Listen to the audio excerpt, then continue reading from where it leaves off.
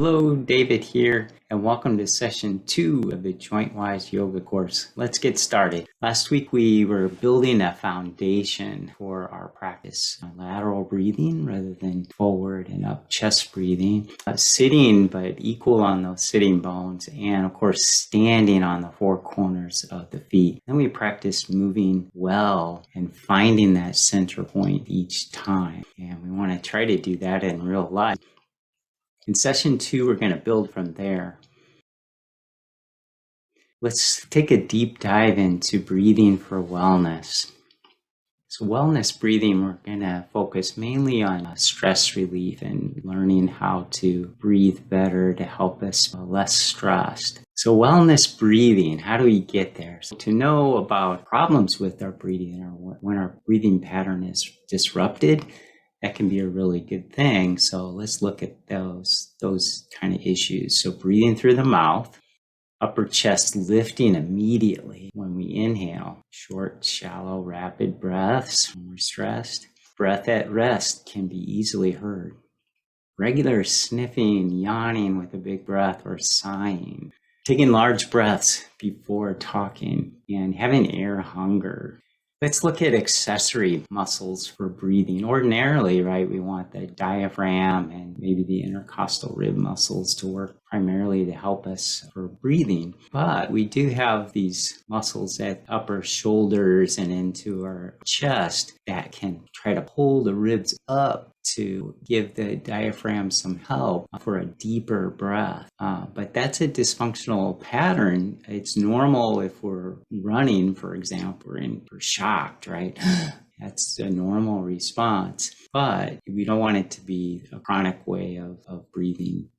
Breathing for wellness, the primary muscle, of course, is the diaphragm. The diaphragm, big muscle down here, it attaches all along the bottom of the rib cage, all the way around, and then the front of the lower back lumbar spine. And then the intercostal muscles can help, especially right if we're taking a bigger breath. So let's look at the lungs here and how it's attached to the diaphragm. The diaphragm divides us in half. And then if we take away the lungs here, you can see that dome shape of the diaphragm. And that white area is actually a ligament that attaches to the lung tissue itself. So when we tighten the diaphragm or when we inhale, right, the muscle pulls down like this, and that sucks in the air. The diaphragm pulls the lungs down, the air comes in kind of like a syringe, and then when it goes out, the diaphragm kind of acts like a plunger to the lungs and pushes the air out. So it's kind of like this.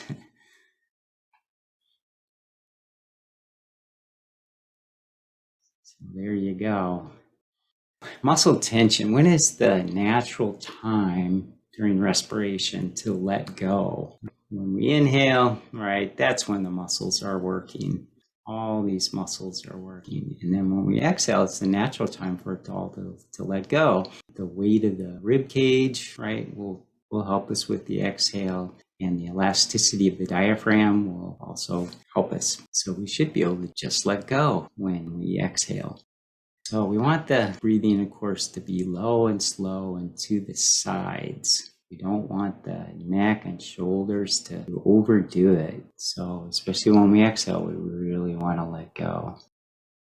So if the breathing pattern is normal and the diaphragm gets to come up to full extent of its motion when we exhale and the rib cage doesn't lift up away from it, right, we're going to have about that much bad air left in the lungs. But if we're holding our shoulders up high, we're taking a shallow breath, we're not going to complete the exhale.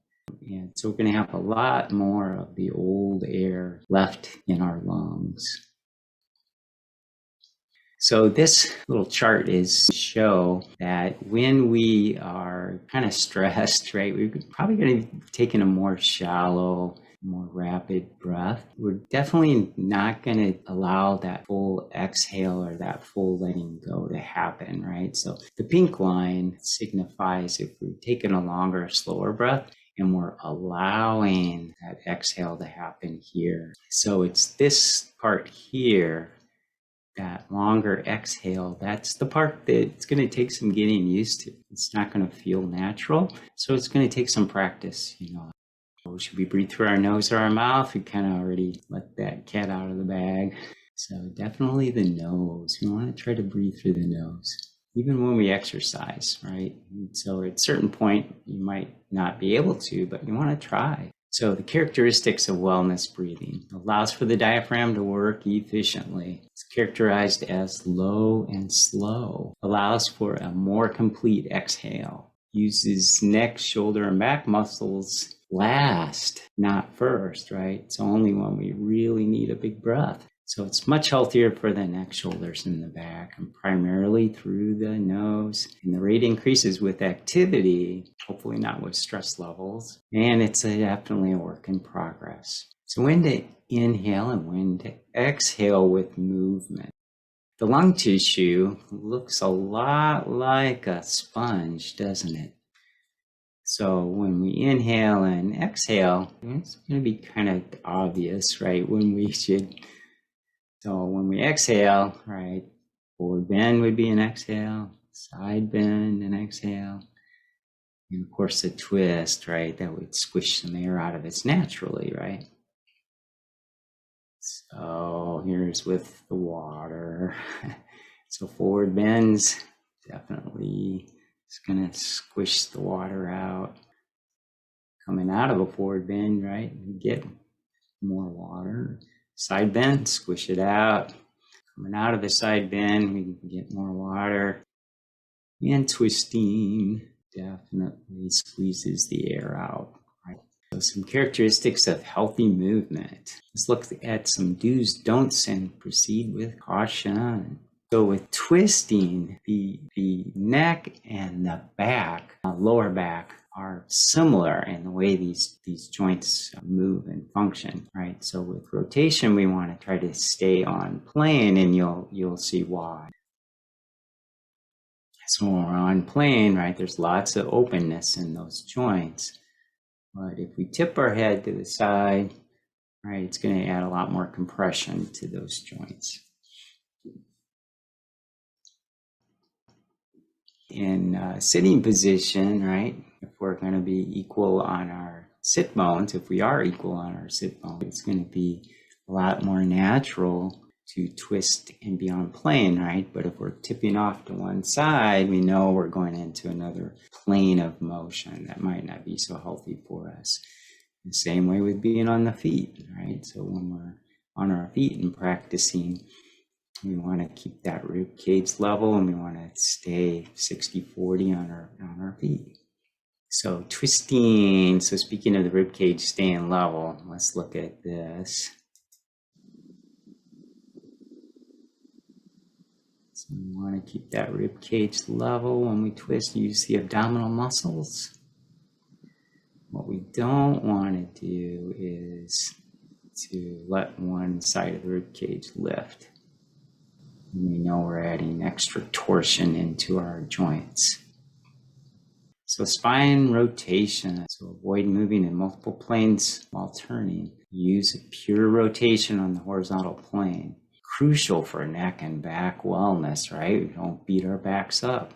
It's not about moving farther, it's about moving well, right? So you're going to feel like you can't move as far when you twist that way, right? Because if you go into another plane of motion, we can move farther. You don't want to practice that.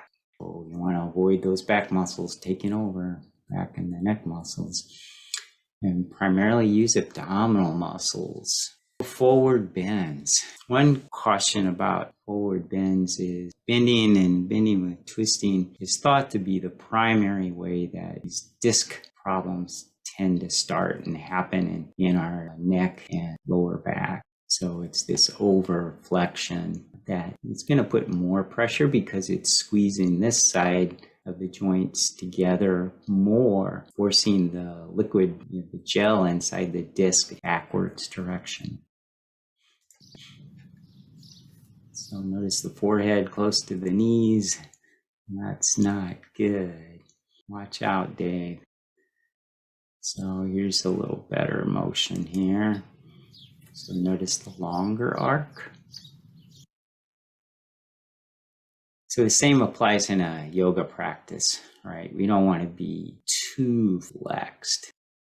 So by bending the knees, that can do a lot to help release back so that then we get the effects of gravity giving us some traction through the spine and rather than beating us up. So, and having our hands on something when we do a forward bend, obviously most people can't bend as far as he can, and having something to prop the hands on. Or sitting in the chair is kind of a nice way to do it. But again, if she had her hands on something, if she wasn't so flexible, would be the way to go. Forward bends continue. Don't want to go down when we bend like that or come up like that. So let's talk about how not to be in this situation. So this is what you don't want. Notice that the head led the motion. Here's what you do want. You want to rock back and then blow it back up. I'm going to show you one more time. Here's what you don't want. Notice the head leading. Oh, not good. Rock forward and then back. Here's a little bit more about this idea of rocking forward and back, generating some forward and backwards momentum to help our movement quality when we go in and out of forward bends. So if the hands are on a chair, you can practice going forward and backwards and feel like you're not going to fall over on your head. Forward, backwards, that helps the hips and the spine integrate.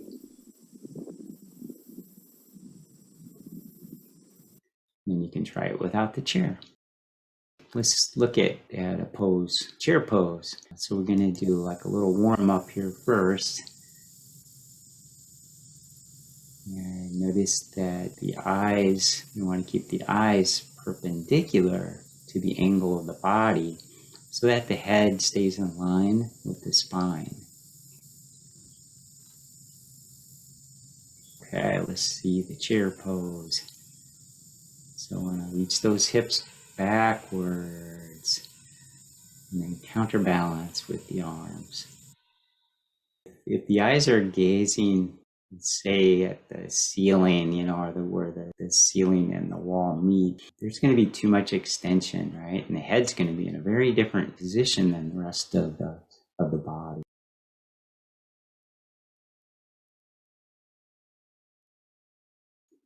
Chair pose, do's and don'ts. So go back like we're going to sit deep into a chair and have the arms just perpendicular. That's the simplest version. But what we don't want to do, right, is to be overarched or overreach the arms and overflex the back. Right, so we're going to come back as a unit. Whoa. So what do we think about these two examples? This person pretty much like the way she's doing her chair pose. The only thing is if her eyes were down gazing a little bit more, I think her head would be in line with her spine, but otherwise it looks pretty good to me. And then as far as safety, if there's a chair behind you, the likelihood of falling backwards is much less. Obviously, you're not going to get hurt. You can challenge yourself by reaching backwards as far as you can without falling backwards. So this other example, she looks pretty straight here. But the problem is her knees overflexed. Her knees are quite a bit farther out past her feet. So if she had knee problems, that wouldn't be good.